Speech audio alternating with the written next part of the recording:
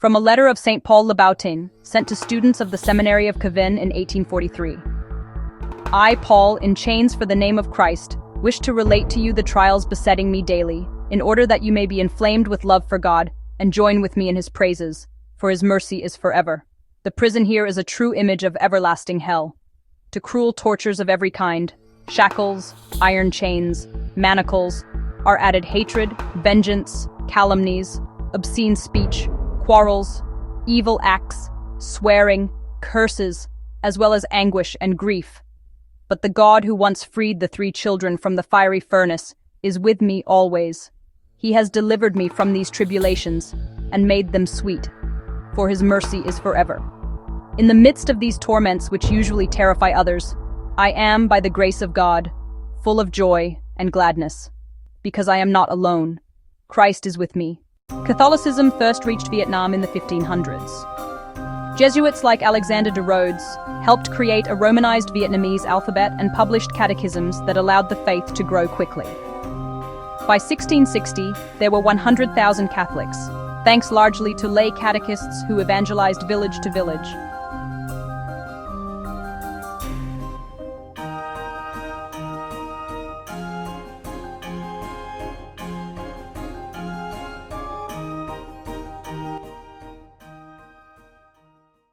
But as the church grew, so did suspicion. Christianity challenged key practices tied to Vietnamese identity, Confucian rites, ancestor worship, and Buddhist customs. Fears of Western influence increased tension. Persecution began, homes destroyed, families scattered, and a long era of martyrdom unfolded.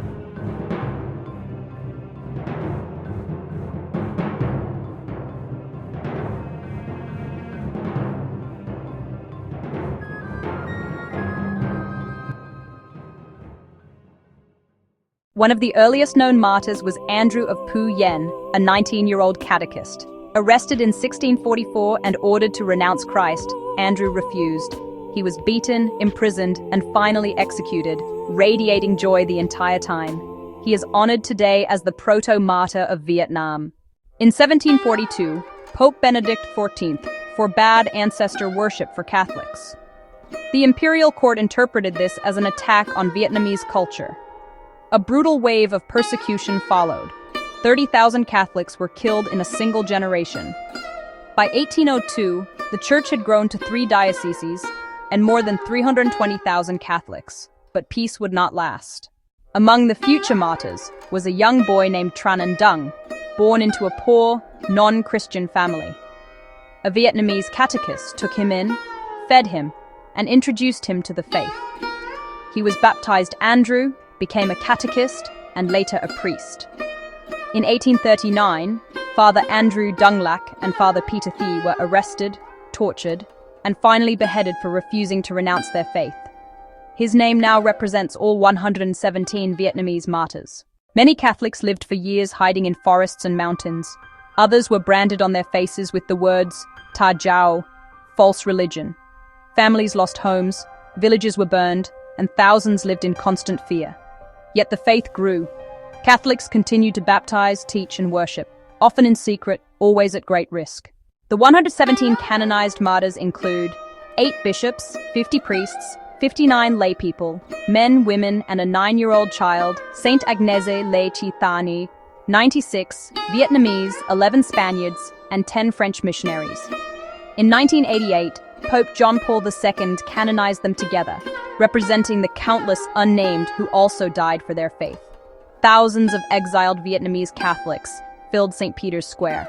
The canonization sent hope back into Vietnam, quiet but powerful. The French eventually ended imperial persecution in the late 1800s. But in 1954, after Dien Bien Phu, communism took control of the north. Hundreds of thousands of Catholics fled south. In 1975, with the fall of Saigon, communism spread across Vietnam. Churches were seized, religious practices restricted, clergy imprisoned. Yet even then, the faith endured, quietly but faithfully. As we honor this great cloud of witnesses, we remember the words of Saint Jean Théophane Vénard, beloved by Saint Thérèse of Lisieux. My heart is full of peace. Nothing on earth can satisfy me. I thirst for the waters of life eternal.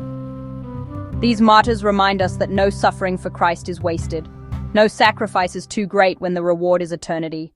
Saints Andrew Dung Lac, Paul Lebautin, Peter Thi, Agnès Letitan, Jean-Théophane Vénard, and all Vietnamese martyrs, known and unknown, I thank you for your witness of love, for your fidelity to Christ in the face of such brutal tortures, and for the gift of your prayers from heaven.